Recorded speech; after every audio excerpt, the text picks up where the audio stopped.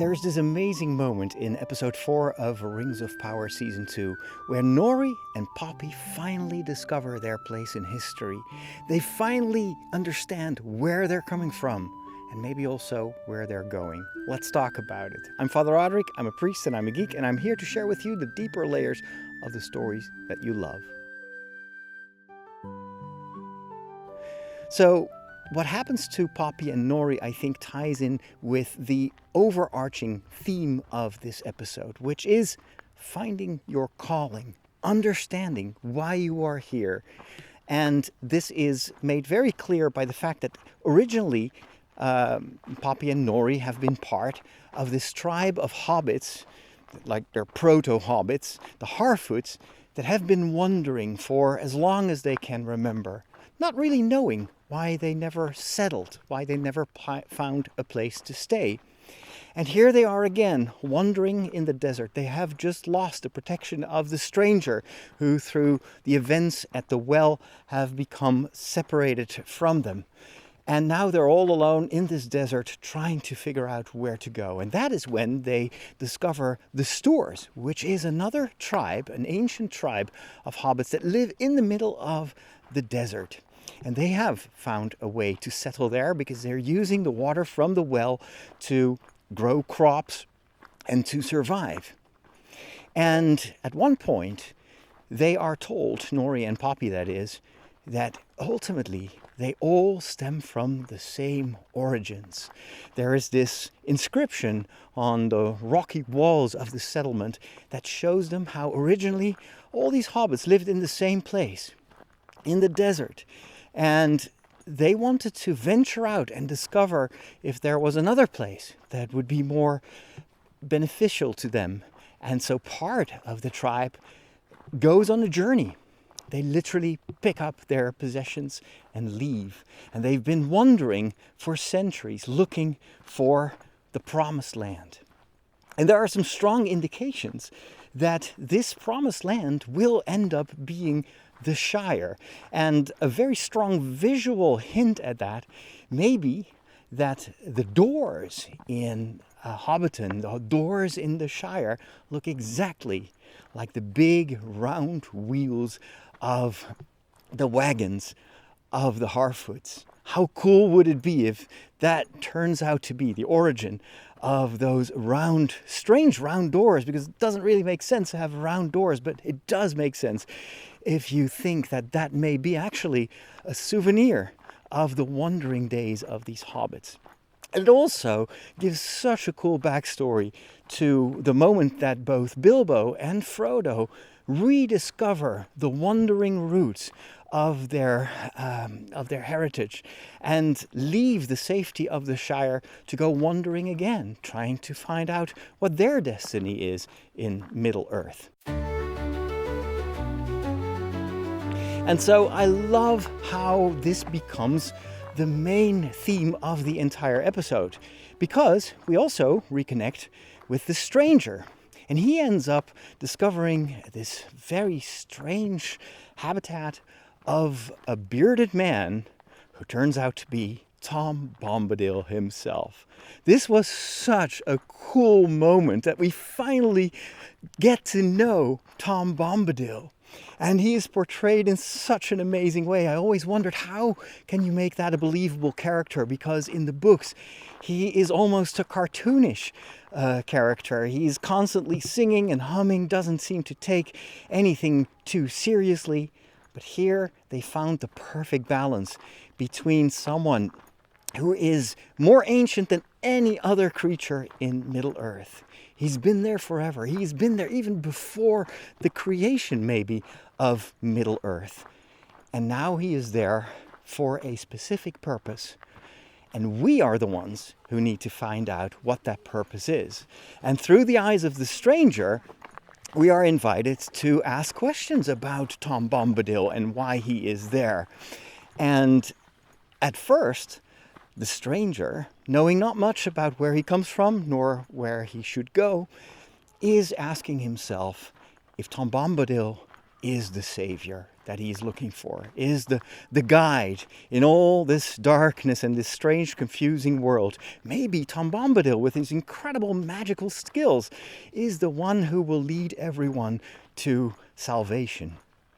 And it turns out it's the total opposite, because Tom Bombadil tells him, well, that's not why I'm here.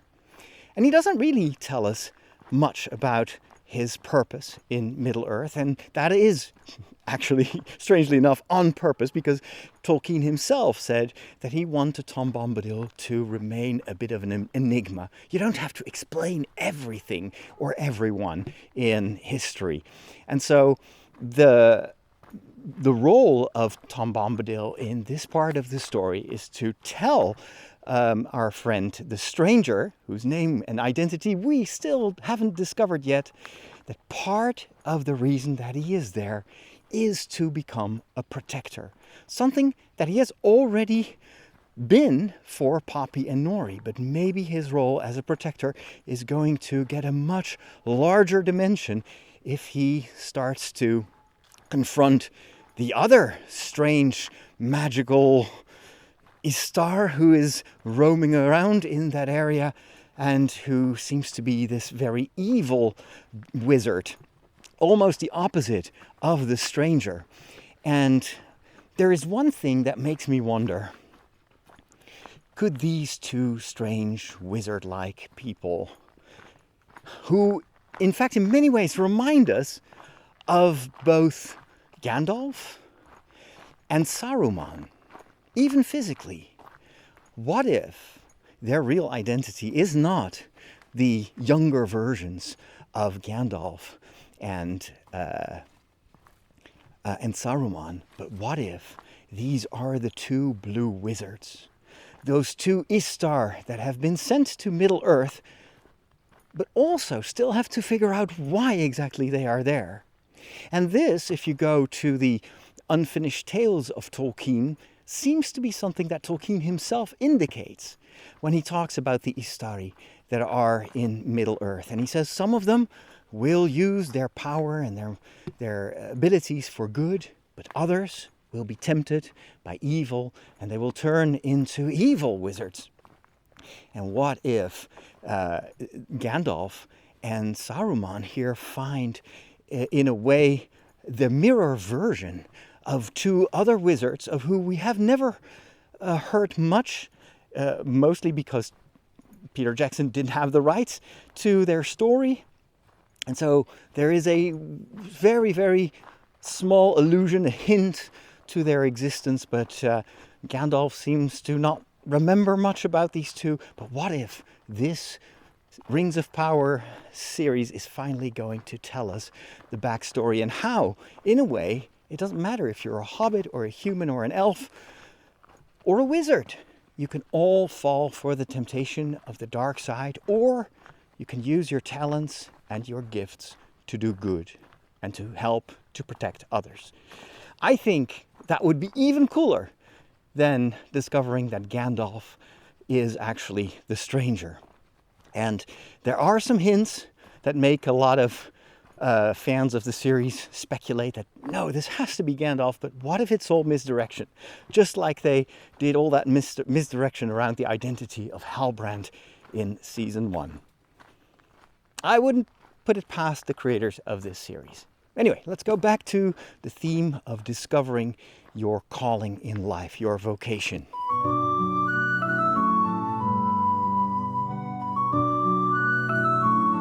This also happens to two other characters that we've gotten to know in season 1. Arondir, the elf, and Isildur, the human who came from Numenor and is now in Middle-earth and has been going through a lot. The both of them actually have gone through a lot. They've lost people and they're still not entirely sure what their purpose is. For Arondir, the elf, it seemed that his new job would be to be a substitute parent for Theo, who is now all alone as an orphan, having lost his mother. But Theo doesn't want anything from Arondir. And they get separated from one another. Isildur is far away from home and also really doesn't know exactly what his role is going to be. Of course, we know that Isildur is going to be a super important leader of the humans in the future. And for a very, very long time, and his role in the history of Middle-earth is of pivotal importance. But here he is still discovering about his leadership and his talents there.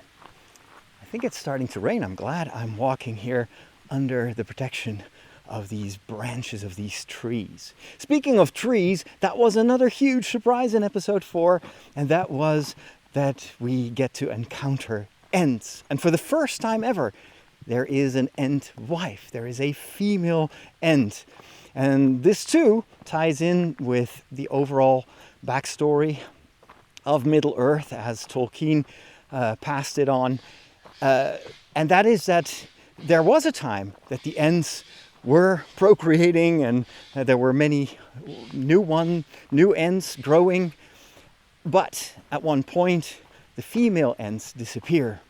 And that is how everything almost comes to a standstill in the Ents culture. Everything seems to slow down. But here, both a male and a female Ent are there, and their role has been something they've been doing for centuries, and that is to protect their fellow trees, to protect the woods against the destructive nature of the other inhabitants of Middle-earth. And this is also harkening back to a theme that was extremely important to Tolkien, and that is this tension between nature and between creation and then industrial life that can become very destructive. And so the plight of the Ents is very much, I think, something that Tolkien felt called to do, maybe through the power of his storytelling, and that is to remind people that we are to live in harmony with nature instead of trying to usurp it and use it for our own personal gain. And so we see how the Ents initially are a threat to Theo, to Isildur, and to Arondir, but it's only because they thought that they too were like the orcs, destroying nature. And there's this beautiful scene, this conversation between Arondir and one of the Ents, where Arondir confesses, yes, I think I've actually used trees to serve my own needs, and I apologize for that. And that is a beautiful moment that shows that even elves who live so close to nature may have also sometimes made stupid decisions, but it's never too late to ask for forgiveness. This is another sign of his humility that makes him such a great leader. So Arondir, fighting together with the Ents, ultimately ends up saving Theo and the other humans that had been taken captive. And there is this really heartwarming reconciliation between Arondir and Theo. And so he is now fully in his role as a father figure and as a protector. Isildur also goes through a transformation when initially he is trying to help the people of that ancient settlement that he discovers. And there are some old aqueducts that are meant to bring water to that settlement, but he is unable to get any water from them. And then later on in the episode, he manages to open the faucet and water starts to flow. And I couldn't keep myself from thinking, this is a maybe subconscious reference to the leadership of Moses. Because of course Moses was also the leader who used his staff to hit the rock and water started to pour out so that people could drink again. And leaders in the Bible oftentimes are the ones who feed their people, who save them from starvation and quench their thirst. And in that, those leaders are ultimately reflecting God's leadership, who is the one who keeps everyone safe and provides us with what we need.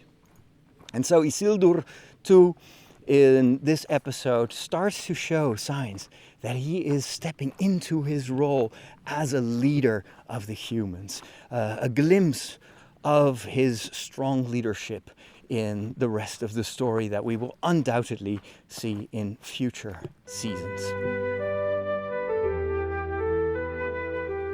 And then finally, this theme also applies to what happens to Elrond and Galadriel and their process of discovering who they are and what their role is. Remember, in the last episode, Elrond was tasked to be the leader of this group that would go and see Celebrimbor and also protect him against the nefarious influence of Sauron. But in this episode, the roles get inverted. Elrond is now given the ring by Galadriel because she is so afraid that the orcs will get hold of that ring and its power. And so Elrond is now going back to protect the ring, whereas she is staying behind to fight the orcs. And there is this amazing sequence in which she is using all her cunning skills to try to ward off these orcs. And ultimately, she is captured by Adar and his orcs. And that is a very cool cliffhanger that keeps us on the edge of our seats for what happens in the next episode. But in the meantime, we have seen that Galadriel, in her struggle to obey and to submit herself to the will of the High King and to Elrond's leadership, that ultimately she chooses humility. She bows her head and she follows the group. But when she senses that the group is in danger, that maybe Elrond is underestimating the danger that is awaiting them, she proposes to sacrifice herself, to put her own life in jeopardy to save the others. Again, a sign of incredible leadership that shows us how great of a character Galadriel is. And so it is in this deed of self-sacrifice, of trying to fight off all these orcs by herself, that she shows that she has found her role, and that is to be a protector of her fellow elves and of the fate of Middle-earth. In case you're interested in my other comments on popular movies, on anime, on Star Wars, make sure to subscribe to my YouTube channel over at youtube.com/Father Roderick. And you may also would like to join my community by going to fatherroderick.com/join. I can only do this thanks to the support of my followers. So if you want to be one of them, then I thank you in advance.